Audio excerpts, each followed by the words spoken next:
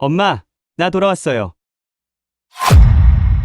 저녁 8시 한남동 저택은 따뜻한 웃음소리로 가득했습니다. 거실 소파에는 박진석과 고성이 그리고 영라가 둘러앉아 있었죠. 영라의 전시회 이야기였어요. 아빠, 이번 전시회 준비하면서 정말 많이 배웠어요. 영라가 환하게 웃으며 말했습니다. 손에는 전시회 팸플릿을 들고 있었죠. 박진석이 딸의 어깨를 다정하게 두드렸어요. 우리 딸 이제 진짜 작가 다 됐네. 자랑스럽다. 지환 오빠가 많이 도와줬어요. 작품 운반하고 설치하는 것도 다. 영라가 수줍게 말했습니다. 고성이도 미소를 지었어요. 지환이한테 고마움 전해야겠구나. 그 친구 덕분에 영라 내가 많이 밝아졌어. 아빠도 와주실 거죠? 전시회? 당연하지. 우리 딸 첫 전시회인데. 고성이가 영라의 손을 잡았습니다. 가족의 따뜻한 순간이었죠. 그렇게 평화로운 시간이 흐르고 있었어요. 그때였습니다. 대문 밖에 한 남자가 서 있었죠. 백팩 하나만 메고 선 우진이었습니다. 은호의 대학 동창이자 고성이가 그토록 숨겨왔던 아들 말이에요. 우진은 대문 너머로 환하게 불 켜진 거실을 바라봤어요. 들려오는 웃음소리, 따뜻한 대화, 자신이 한 번도 속해본 적 없는 가족의 풍경이었습니다. 가슴이 먹먹해졌죠. 바로 그 순간 검은색 세단 한 대가 대문 앞에 멈춰섰어요. 차에서 내린 건 성재였습니다. 회사에서 야근을 마치고 돌아오는 길이었죠. 누구세요? 성재가 낯선 청년을 보며 물었습니다. 경계하는 눈빛이었어요. 우진은 천천히 고개를 돌려 성재를 바라봤죠. 저 고성이 이사장님 계신가요? 우진의 목소리는 차분했습니다. 하지만 그 안에 담긴 무언가가 성재를 긴장하게 만들었어요. 이상하게도 이 청년의 눈빛이 낯설지 않았거든요. 어떤 일로 찾아오셨는데요? 개인적인 용건입니다. 우진이 짧게 대답했어요. 성재는 잠시 그를 살폈습니다. 수상한 사람 같지는 않았죠. 오히려 어딘가 익숙한 느낌마저 들었어요. 일단 들어오시죠. 성재가 대문을 열며 말했습니다. 우진은 고개를 숙여 인사하고는 성재를 따라 집 안으로 들어갔어요. 현관까지 걸어가는 내내 우진의 심장이 빠르게 뛰었습니다. 드디어 만나게 되는 거죠. 자신을 버렸던 엄마를. 현관문이 열리고 성재가 먼저 들어섰어요. 누가 찾아왔는데요. 성재가 거실을 향해 말했습니다. 소파에 앉아있던 박진석과 고성이 그리고 영라가 일제히 고개를 들었죠. 우진이 천천히 거실 안으로 들어섰어요. 신발을 벗으며 조심스럽게 발을 들여놓았습니다. 고성이의 시선이 우진에게 닿는 순간 그녀의 얼굴이 하얗게 질렸어요. 우진은 소파에 앉지 않았어요. 그냥 서서 고성이를 똑바로 바라봤습니다. 오랜 시간 준비했던 순간이었죠. 가슴이 터질 듯 뛰었어요. 그때였습니다. 우진이 조용히 하지만 또렷하게 말했어요. 엄마, 나 돌아왔어요. 거실이 얼어붙었습니다. 박진석의 눈이 커졌어요. 성재는 믿을 수 없다는 표정으로 우진을 바라봤죠. 영란은 입을 가렸습니다. 고성이는 그 자리에 굳어버렸어요. 지금 뭐라고 했어? 박진석이 되물었습니다. 목소리가 딱딱하게 굳어 있었죠. 성재도 어머니를 돌아봤어요. 어머니, 이게 무슨 소리예요? 성재의 목소리가 떨렸습니다. 고성이는 순간 당황한 표정을 지었다가 이내 침착함을 되찾으려 애썼어요. 손끝은 여전히 떨리고 있었지만요. 우진이 너. 고성이가 간신히 입을 열었습니다. 그리고는 억지로 미소를 지으며 가족들을 돌아봤어요. 재단에서 후원하는 아이들이요. 다들 저를 엄마라고 불러요. 그렇게 부르라고 제가 가르쳤거든요. 고성이의 목소리는 떨렸지만 단호했습니다. 변명이었죠. 박진석의 표정이 조금 풀렸어요. 그런 거였어? 깜짝 놀랐잖아. 박진석이 안도의 한숨을 내쉬었습니다.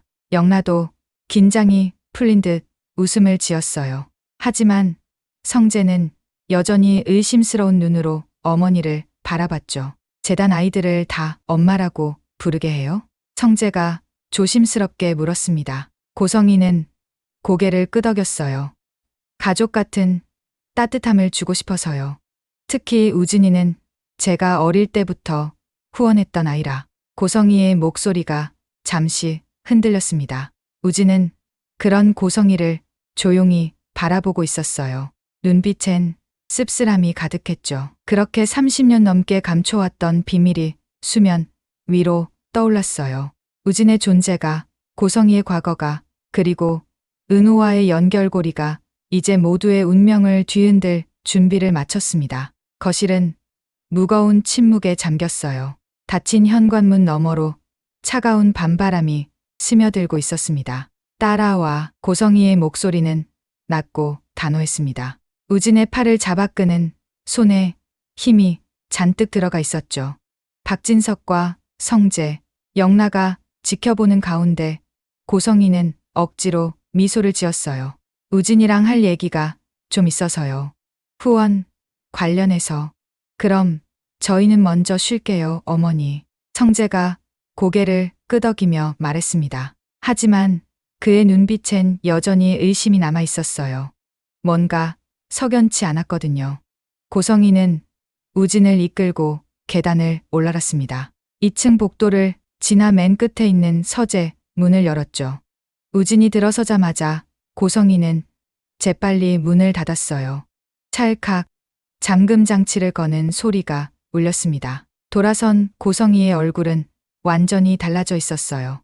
아까까지의 침착함은 온데간데 없었죠. 눈빛이 날카롭게 빛났습니다. 너 미쳤니? 고성이가 낮게 쏘아붙였습니다. 목소리는 떨렸지만 분노로 가득했어요. 왜 여기까지 와? 연락도 없이. 우진은 담담하게 고성이를 바라봤어요. 예상했던 반응이었습니다. 보고 싶었어요. 엄마가 보고 싶었다고요. 우진의 목소리가 조금 떨렸습니다. 고성이는 미간을 찌푸렸어요.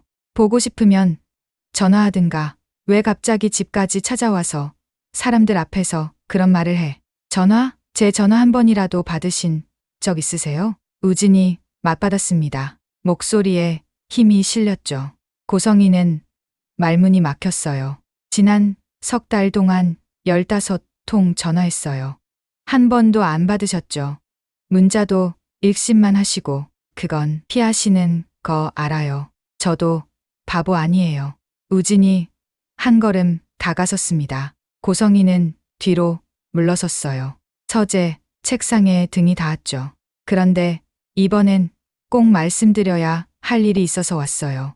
우진의 눈빛이 진지해졌습니다. 고성이의 심장이 빠르게 뛰었어요. 불길한 예감이 들었죠. 좋아하는 사람이 있어요. 고성이의 얼굴이 굳었습니다. 결혼하려고요. 그 순간 고성이의 머릿속이 하얗게 변했어요. 몸이 굳어버렸죠. 누구, 지은호라는 여자예요. 대학 동기였는데 다시 만났어요. 고성이의 입술이 파르르 떨렸습니다. 안 된다는 생각이 머릿속을 가득 채웠어요. 그 애는 안 돼. 고성이가 반사적으로 외쳤습니다. 목소리가 떨렸죠. 우진은 눈을 가늘게 떴어요. 왜요? 그건 안 되는 거야. 이유를 물어보는 거예요. 왜 안 되는데요? 우진이 한 걸음 더 다가섰습니다. 고성이는 책상을 뒤로 하고 더 이상 물러날 곳이 없었어요. 왜 제 인생에 간섭하세요? 저 버리신 분이. 버린 게 아니야. 고성이가 소리쳤습니다. 눈물이 그렁그렁 맺혔죠. 내가 얼마나 힘들었는지 너는 몰라. 몰라요. 평생 몰랐죠. 엄마 얼굴도 모르고 자랐으니까. 우진의 목소리가 차갑게 식었습니다. 고성이는 눈물을 삼켰어요. 그런데 지금 와서 왜 제 사랑까지 막으려고 해요? 무슨 권리로? 그건 고성이가 입술을 깨물었습니다. 말할 수 없었어요. 절대로 말해선 안 되는 비밀이 목구멍까지 올라왔지만 꾹 눌러 삼켰죠. 사랑이 왜 죄예요? 제가 누굴 좋아하든 제 자유 아닌가요? 우진의 목소리가 높아졌습니다. 고성이는 두 손으로 얼굴을 감쌌어요. 그건 왜요? 대답하세요. 금기야. 고성이가 비명처럼 외쳤습니다. 그리고는 낮게 떨리는 목소리로 다시 말했죠. 그건 금기야. 절대 넘어서는 안 되는. 우진은 멈칫했습니다. 금기? 무슨 뜻인지 이해할 수 없었어요. 무슨 소리예요? 너는 그 애를 사랑하면 안 돼. 절대. 고성이의 목소리는 간절했습니다. 애원하듯 우진을 바라봤죠. 우진은 고개를 저었어요. 말이 안 되잖아요. 이유를 말해주세요. 말할 수 없어. 왜요? 말하면 다 무너져. 고성이가 주저앉았습니다. 책상에 기대어 천천히 바닥으로 내려앉았죠. 눈물이 볼을 타고 흘러내렸어요. 서재아는 무거운 침묵에 잠겼습니다. 우진의 거친 숨소리, 고성이의 흐느낌만이 공간을 채웠죠. 창밖으로 차가운 밤바람이 유리창을 두드렸어요. 우진은 주저앉은 고성이를 내려다봤습니다. 가슴이 답답했어요. 분노와 혼란, 그리고 알 수 없는 불안감이 뒤섞였죠. 제가 알아야 할 게 뭐예요? 우진이 조용히 물었습니다. 고성이는 고개를 들지 못했어요. 나중에 알게 되면 날 용서 못할 거야. 지금도 용서 못하는데요. 우진의 목소리가 쓰라렸습니다. 고성이는 입술을 꽉 깨물었어요. 피가 날 정도로요. 우진은 돌아섰습니다. 서재 문을 열려고 손을 뻗었죠.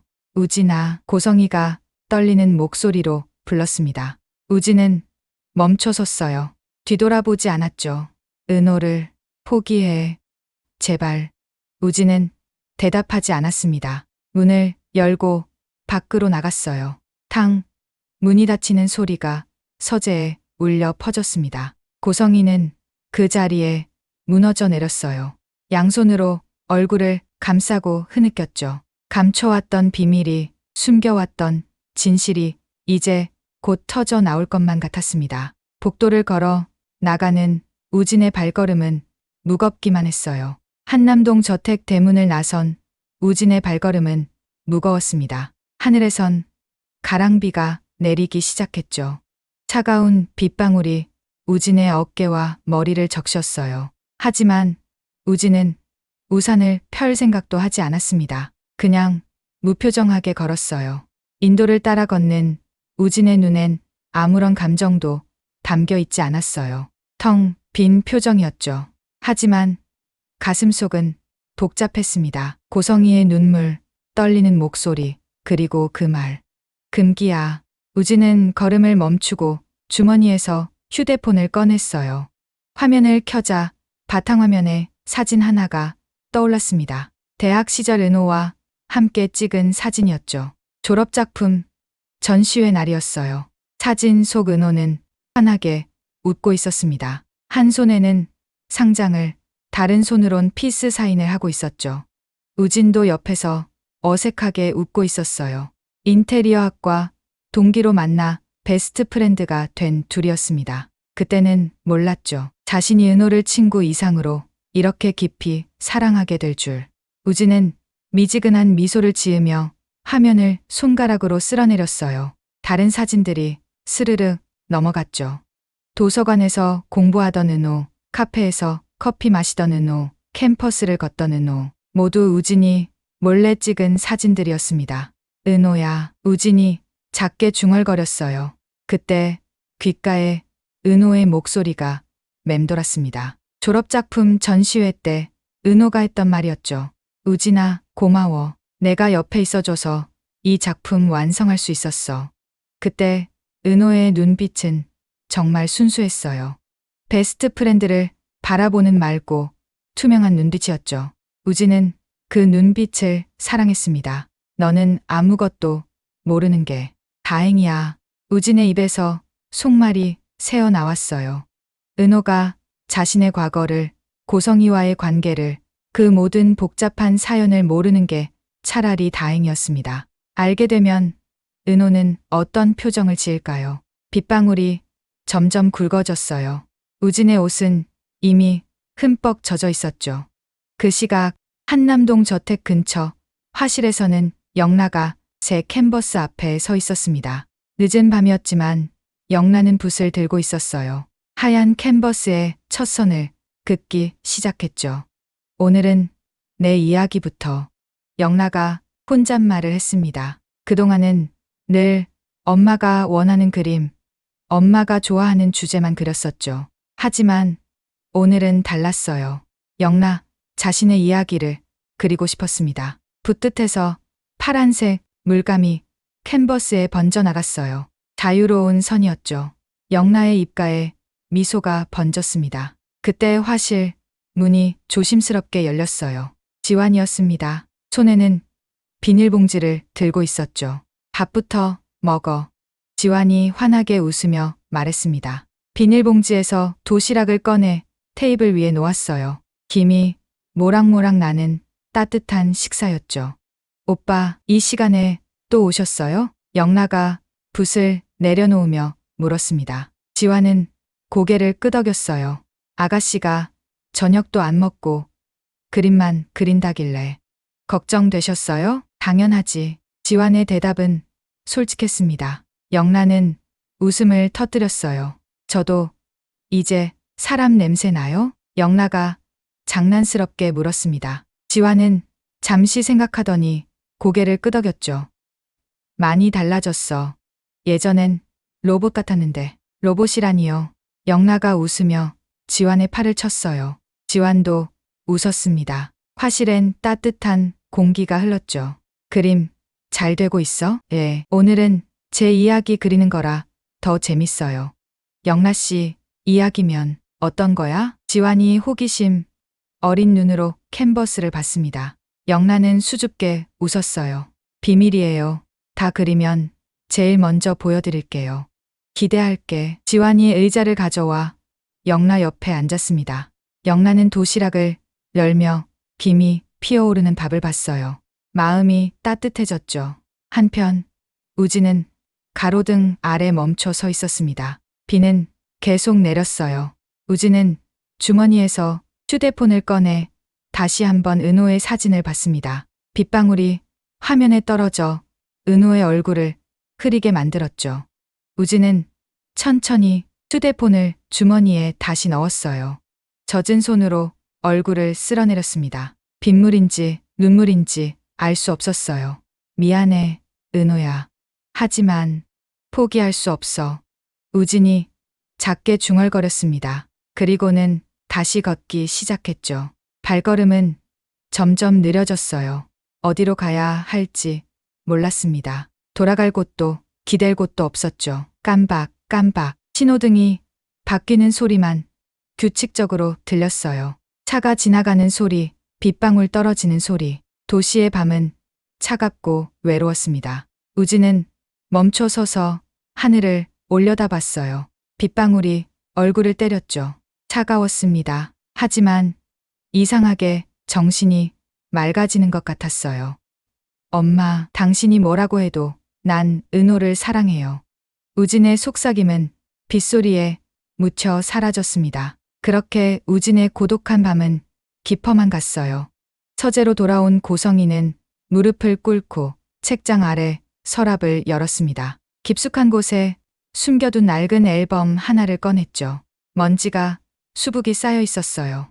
얼마나 오랫동안 열지 않았던 걸까요?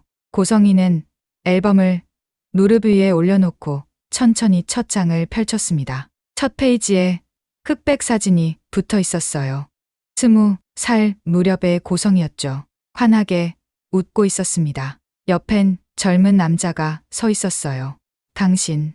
고성이의 손가락이 사진 속 남자의 얼굴을 어루만졌습니다. 첫 남편이었죠. 우진과 은호의 아버지. 벌써 30년도 더 지난 일이었어요. 다음 페이지를 넘기자 병원 침대에 누운 고성이의 사진이 나왔습니다. 품에는 아기 2명이 안겨 있었죠. 쌍둥이였어요. 한 아이는 눈을 감고 있었고 다른 아이는 작게 입을 벌리고 있었습니다. 우진이, 은호야, 고성이의 눈에 눈물이 맺혔습니다. 그날이 떠올랐어요. 출산의 기쁨도 잠시 곧 악몽 같은 나날이 시작됐었죠. 남편이 교통사고로 떠나고 고성이가 중얼거렸습니다. 목소리가 떨렸어요. 두 아이를 맡길 수밖에 없었지. 출산 직후 교통사고 소식을 들었을 때의 충격이 다시 밀려왔습니다. 병원비는 눈덩이처럼 불어났고 신생아 2명을 돌볼 형편도 안 됐죠.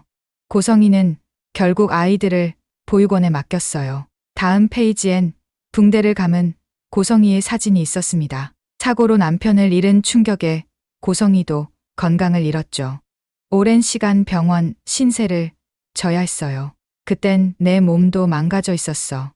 고성이의 손이 사진 위를 떨리며 지나갔습니다. 잠시만 맡기고 치료 끝나면 데리러 가려 했는데, 하지만 세상 일은 계획대로 되지 않았어요. 치료는 예상보다 오래 걸렸고 돈은 바닥났죠. 고성이는 필사적으로 일자리를 찾아야 했습니다. 아이들 곁으로 돌아가기 위해서요. 마지막 페이지를 넘기자 빈자리가 나왔어요. 사진이 떨어져 나간 흔적이었죠. 고성이는 그 빈자리를 손가락으로 쓰다듬었습니다. 돌아왔을 땐 은호가 이미 없었어. 고성이의 목소리가 갈라졌습니다. 손이 심하게 떨렸어요.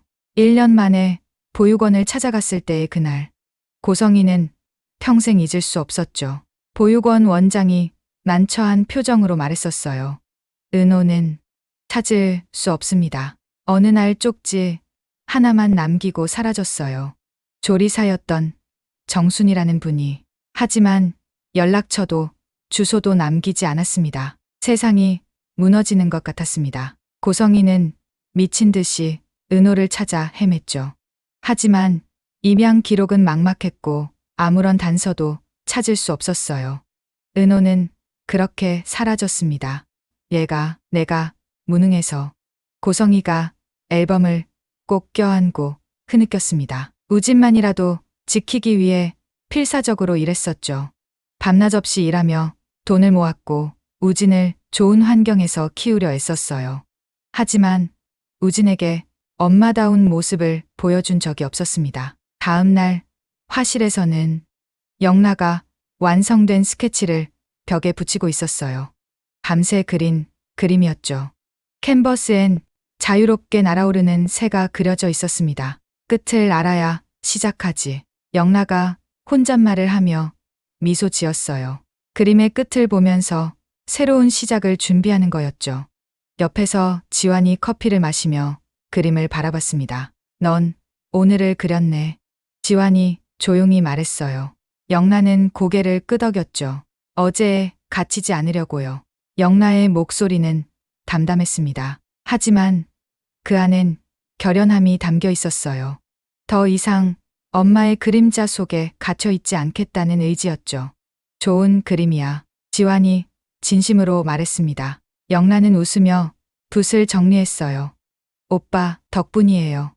오빠가 옆에서 응원해줘서 용기 낼 수 있었어요.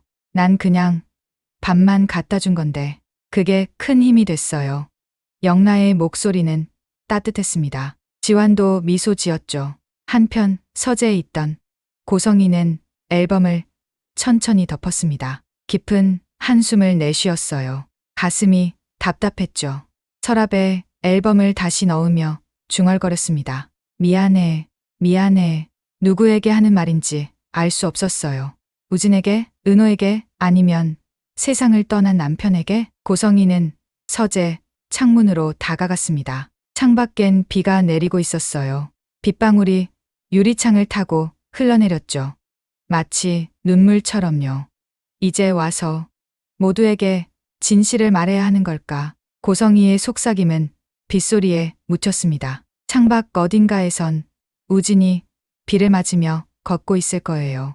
집으로 돌아온 은호는 아무것도 모른 채 잠들어 있겠죠. 고성이는 이마를 창문에 기댔어요. 차가운 유리의 감촉이 느껴졌습니다. 우진아, 은호야, 엄마가 미안해. 낮은 훌쩍임이 서재를 채웠어요. 창밖 빗소리 위로 고성이의 작은 흐느낌만이 들렸습니다. 오랜 세월 감춰왔던 비밀의 무게가 이제는 너무 무거웠어요. 서재 한쪽 벽에 걸린 시계가 새벽 3시를 가리켰습니다. 긴긴 밤이 계속되고 있었어요. 고성이는 서재 책상 앞에 앉아 깊은 서랍을 열었습니다. 맨 밑바닥에 낡은 봉투 하나가 있었어요. 손때 묻은 갈색 봉투였죠. 고성이는 떨리는 손으로 그 봉투를 꺼냈습니다. 봉투 겉면에는 아무것도 적혀 있지 않았어요. 하지만 고성이는 이 안에 무엇이 들어있는지 너무나 잘 알고 있었죠. 30년 넘게 간직해온 것이었습니다. 천천히 봉투를 열자 누렇게 바랜 쪽지 하나가 나왔어요. 종이는 세월의 흔적으로 가장자리가 해지고 구겨져 있었죠. 고성이는 그 쪽지를 조심스럽게 펼쳤습니다. 삐뚤빠뚤한 글씨였어요. 연필로 급하게 쓴 듯한 필체였죠. 아이가 건강이 약해져서 데려가 요양시킨 후 다시 데려올게요. 정순이 단 한 줄이었습니다. 그게 전부였어요. 연락처도 주소도 아무것도 없었죠. 고성이의 눈가가 젖어들었습니다. 정순이, 고성이가 그 이름을 조용히 불렀어요. 보육원 조리사였던 그 여자, 은호를 데려간 사람. 30년이 지난 지금도 그 이름만 떠올리면 가슴이 답답해졌습니다. 고성이는 쪽지를 들여다봤어요. 글씨 하나하나가 선명했습니다. 수없이 읽었던 문장이었죠. 밤마다 꺼내 읽고 또 읽었던 메모였어요. 요양시킨 후 다시 데려온다. 고성이가 중얼거렸습니다. 하지만 정순이는 돌아오지 않았어요. 한 달이 지나도 1년이 지나도 10년이 지나도 소식이 없었죠. 믿을 수 있었을까? 고성이의 목소리가 떨렸습니다. 그때 고성이는 이 쪽지를 믿지 못했어요.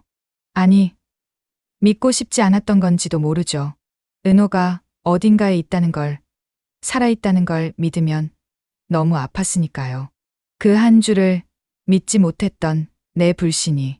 고성이가 눈물을 흘렸습니다. 우리를 더 멀어지게 했지. 만약 그때 정순이를 찾으려 했다면 어땠을까요?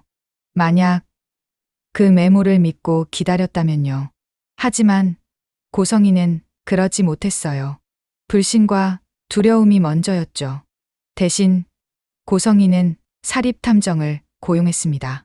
입양 기록을 뒤지고 전국의 보육원을 수소문했어요. 하지만 은호의 흔적은 어디에도 없었죠. 마치 세상에서 사라진 것처럼요. 그러다 최근에야 30년 만에 은호를 찾았습니다. 인테리어 디자이너로 일하는 은호를, 건강하게 밝게 자란 딸을요. 은호야.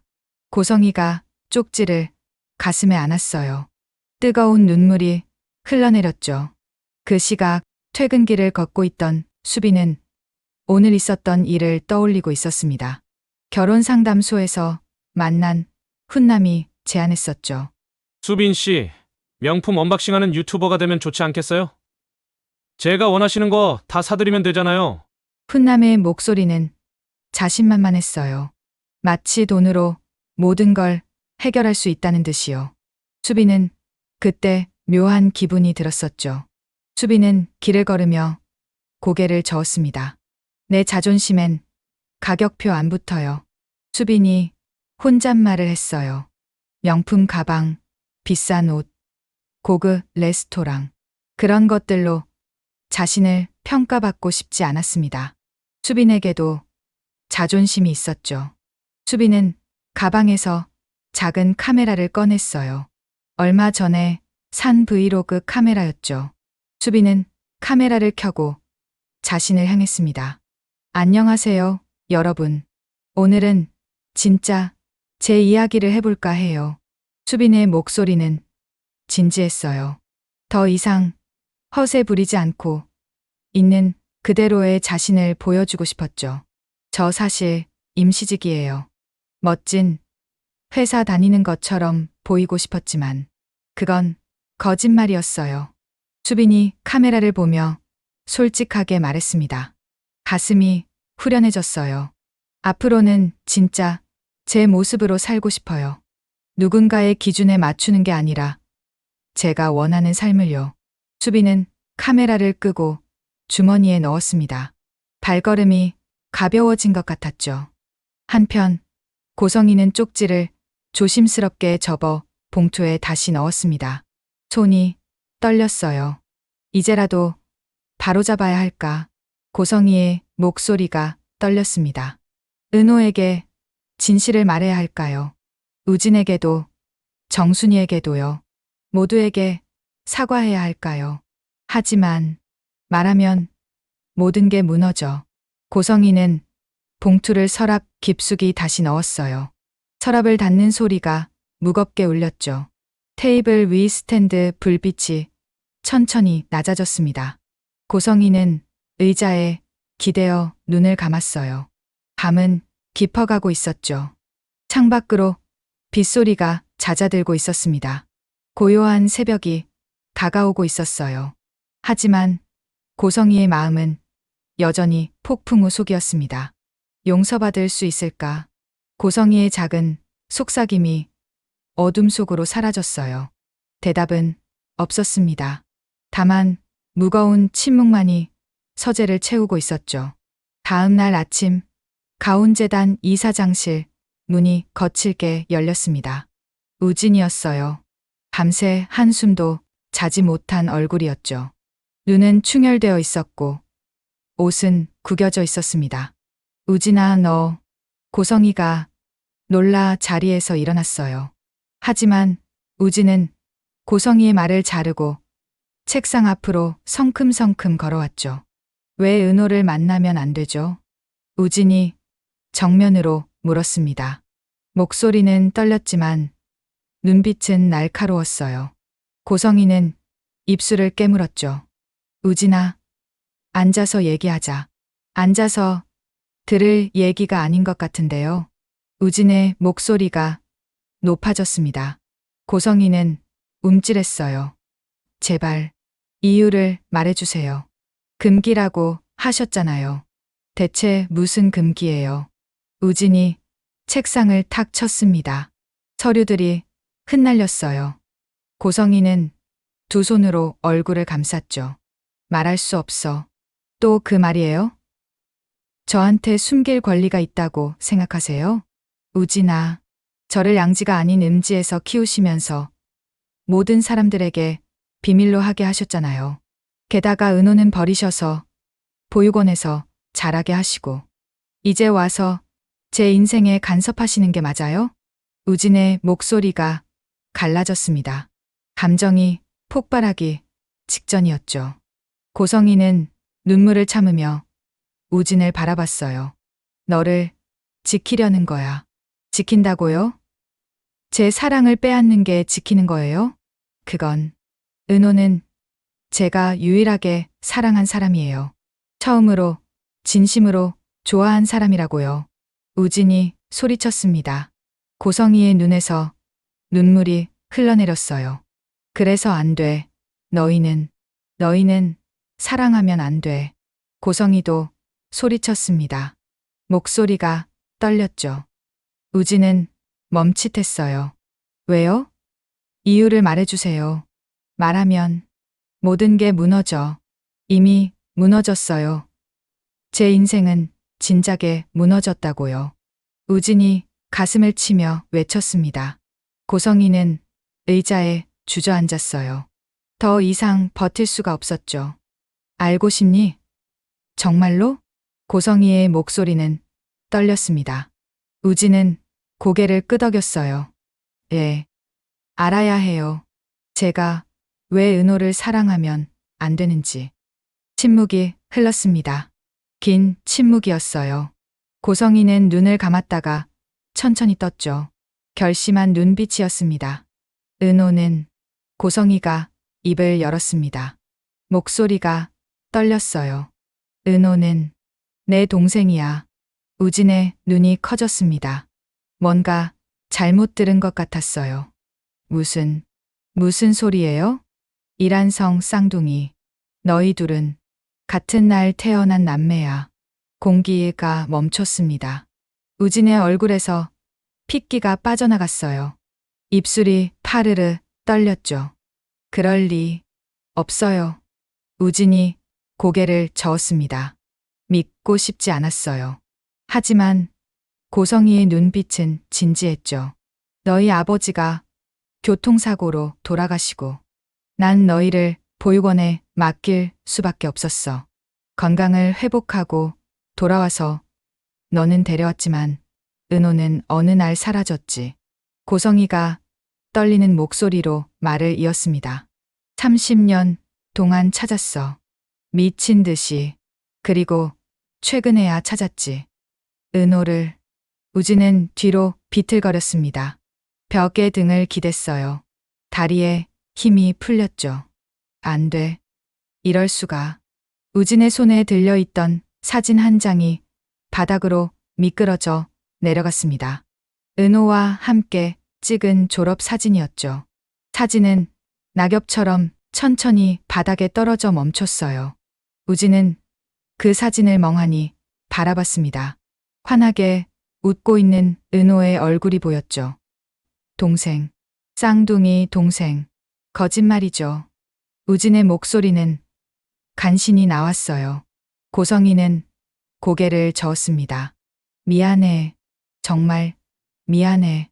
그 시각 수빈의 작은 방에서 수빈이 야근을 마치고 돌아와 있었습니다. 책상 위에는 노트북과 조명, 그리고 작은 카메라가 놓여 있었어요. 수빈은 카메라를 켜고 자신을 향했습니다. 화면 속 수빈의 얼굴은 피곤했지만 눈빛만큼은 또렷했죠. 안녕하세요, 여러분. 오늘은 특별한 걸 준비했어요. 수빈이 웃으며 말했습니다. 책상 위에 놓인 물건들을 카메라에 비췄어요. 명품이 아니었죠. 평범한 화장품, 저렴한 액세서리, 합리적인 가격의 옷들이었습니다. 첫 브랜드 없는 언박싱이에요.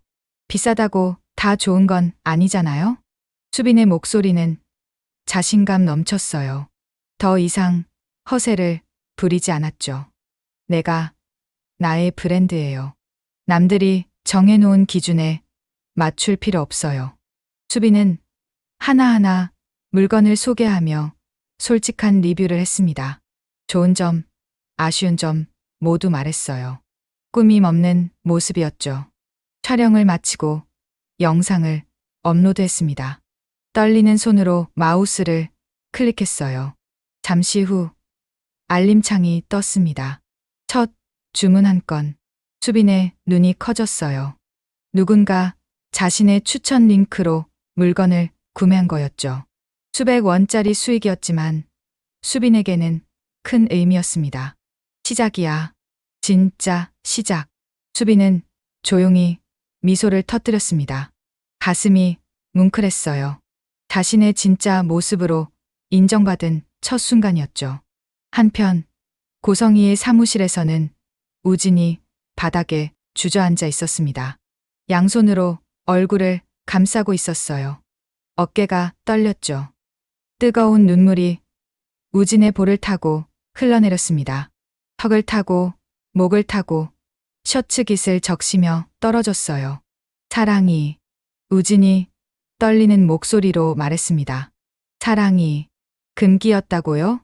낮은 울림이 사무실을 메웠습니다. 고성이는 책상에 엎드려 흐느꼈어요. 두 사람의 울음소리만이 사무실에 울려 퍼졌죠. 우진은 바닥에 떨어진 사진을 집어 들었습니다. 은호의 얼굴을 손가락으로 쓰다듬었어요. 눈물이 사진 위로 떨어졌죠. 은호야, 미안해. 우진의 속삭임은 공허했습니다. 창밖으로 햇살이 비쳐 들어왔지만 사무실 안은 어둠으로 가득했어요. 사랑했던 사람이 동생이라는 사실. 그보다 더 잔인한 진실이 또 있을까요? 우진은 사진을 가슴에 안고 조용히 울었습니다. 고성이도 책상 위에서 얼굴을 들지 못했어요. 말해서는 안 될 비밀을 말해버렸죠. 이제 돌이킬 수 없었습니다. 사무실 밖 복도를 지나가던 직원들은 안에서 들려오는 소리에 걸음을 멈췄어요. 하지만 아무도 문을 두드리지 않았습니다.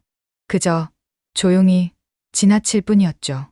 시계가 째깍째깍 시간을 세고 있었습니다. 하지만 우진에게 시간은 멈춰버린 것 같았어요. 세상이 무너진 그 순간에서요. 사무실을 나선 우진은 복도 벽에 등을 기댔습니다. 다리가 후들거렸어요. 다시 사무실 문을 열었죠. 책상을 두 손으로 탁 내리쳤습니다. 이게 다 엄마 때문이에요. 왜 우리를 그렇게 만들어 놓았어요. 우진의 절규가 터져 나왔어요. 고성이는 양손으로 얼굴을 감싸고 흐느꼈죠. 우진은 구겨진 은호의 사진을 가슴에 꼭 안았습니다. 이제 엄마 얼굴 보기도 싫어요. 문이 쾅 닫혔습니다. 고성이는 바닥에 주저앉아 미안해, 미안해를 되뇌었어요. 밤 10시 카페 아지트의 불이 하나씩 꺼지고 있었습니다. 은호가 마지막 커피잔을 정리하고 있었어요. 긴 하루였죠. 딸랑 문이 열렸습니다. 죄송한데요. 영업 끝났어요.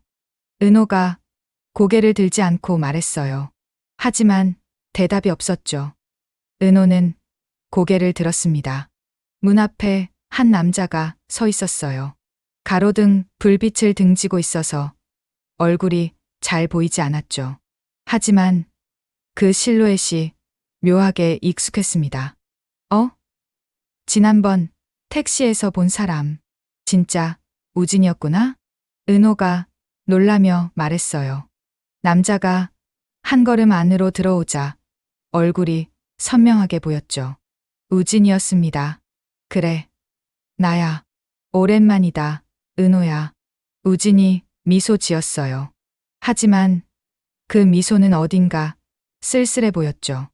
은호는 눈치채지 못했지만요. 언제 한국 왔어? 은호가 반갑게 다가왔습니다. 우진은 은호의 환한 얼굴을 보며 가슴이 먹먹해졌어요. 며칠 됐어. 그냥 보고 싶어서 들렀어. 우진의 손은 주머니 속에서 떨리고 있었습니다. 은호는 의자를 권했어요. 앉아, 앉아. 커피 내려줄게. 우진은 한 박자 늦게 앉았어요. 숨을 고르며 손을 무릎 위에 올려놓았죠.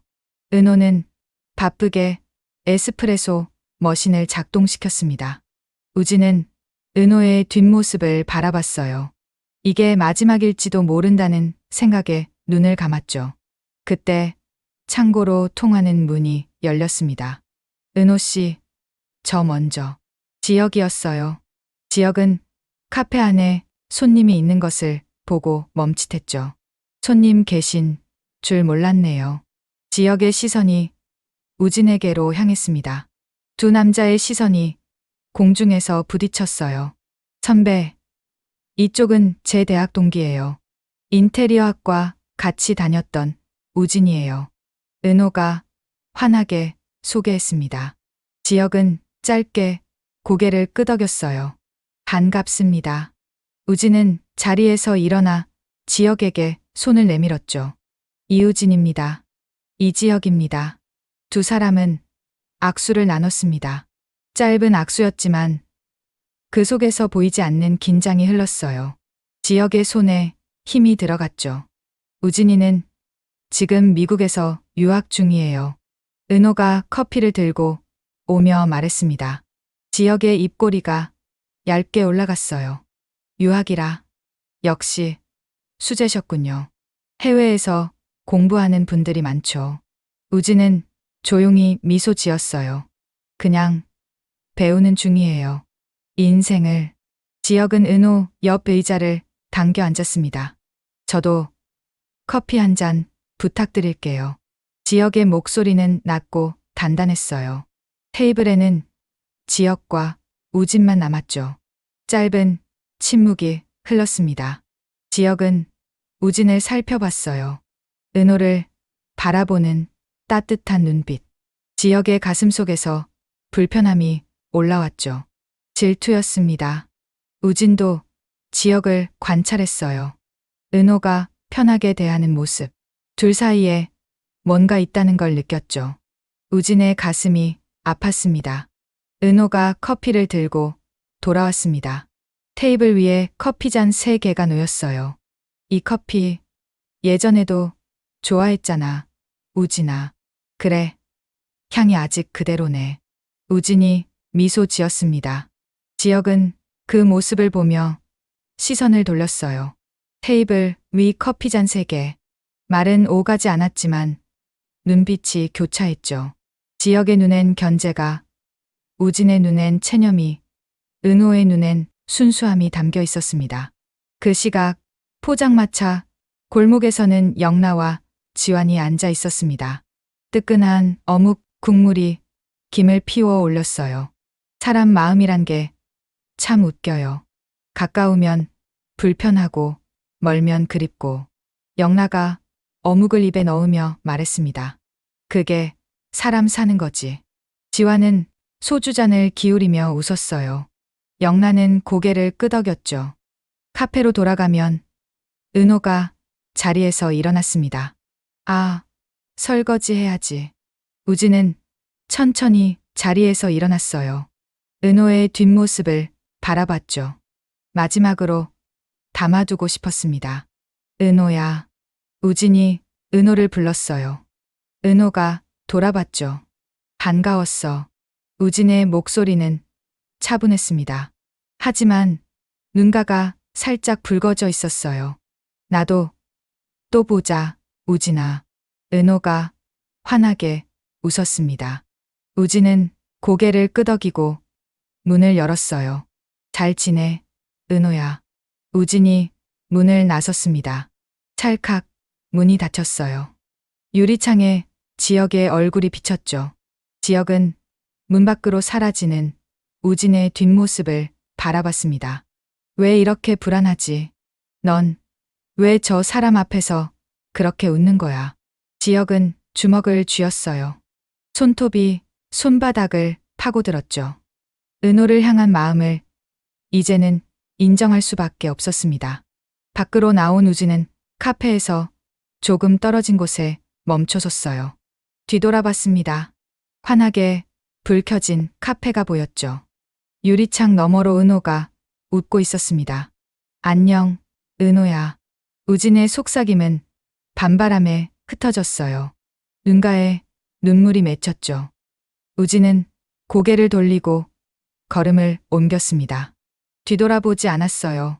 뒤돌아보면 무너질 것 같았으니까요. 은호는 아무것도 모르는 채 설거지를 하고 있었습니다. 지혁은 창고로 향했어요. 가슴속이 답답했죠. 그렇게 세 사람의 운명이 또 한 번 엇갈렸습니다.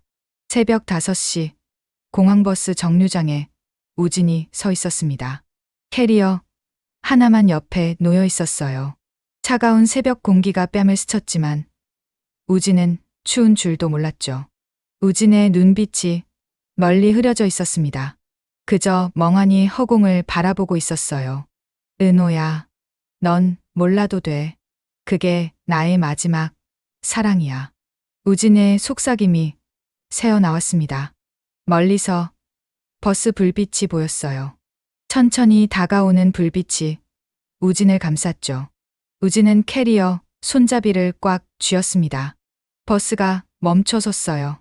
우진은 캐리어를 끌고 버스에 올랐죠. 뒤돌아보지 않았습니다. 그 시각 한남동 저택 서재에서는 고성이가 누렇게 바랜 쪽지를 들고 있었습니다. 아이가 건강이 약해져서 데려가 요양시킨 후 다시 데려올게요. 정순이. 고성이는 쪽지를 천천히 접었어요. 손이 떨렸죠. 하늘이 날 용서할까. 창밖으로 아침빛이 비쳐 들어왔습니다. 고성이는 쪽지를 서랍 깊숙이 넣었어요. 낮이 되었습니다. 회사 로비에서 성재가 수빈을 기다리고 있었어요. 넌 너로 충분히 멋있다. 성재의 말에 수빈의 얼굴이 환해졌습니다. 이젠 저 자신을 브랜드로 만들 거예요. 수빈의 목소리는 단단했어요. 엘리베이터 문이 천천히 닫혔죠. 수빈의 얼굴엔 한결 단단해진 표정이 떠올라 있었습니다. 같은 시각 작업실에서는 영라가 완성된 그림 앞에 서 있었습니다. 캔버스엔 자유롭게 날아오르는 새가 그려져 있었어요. 영라는 붓을 들고 제목을 썼죠. 오늘의 시작. 뒤에서 지환이 다가와 엄지를 들었습니다. 이게 너야. 영라는 웃었어요. 눈가엔 햇살 같은 웃음이 번졌죠. 밤이 되었습니다. 카페를 닫은 은호가 스마트폰을 보고 있었어요. 우진, 부재중 통화 3건. 은호는 우진에게 전화를 걸었습니다. 연결되지 않았어요. 다시 걸었죠. 여전히 연결되지 않았습니다. 왜 연락이 안 돼? 창밖으로 공항버스가 스쳐 지나갔어요. 카페 밖에서 지혁이 유리창 너머로 은호를 바라보고 있었습니다. 은호가 불안한 표정으로 휴대폰을 쥐고 있었어요. 또 그 남자야? 넌 왜 늘 그렇게 기다리기만 해?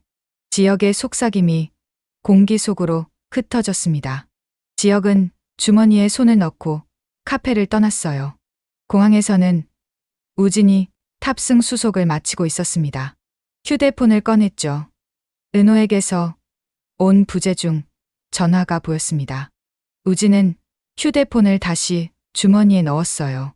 우진의 목소리가 내레이션처럼 흘러나왔습니다. 엄마, 미워했지만 이해해요. 난 멀리서 은호의 행복을 지킬게요. 사랑은 이별보다 오래 남는 거래요.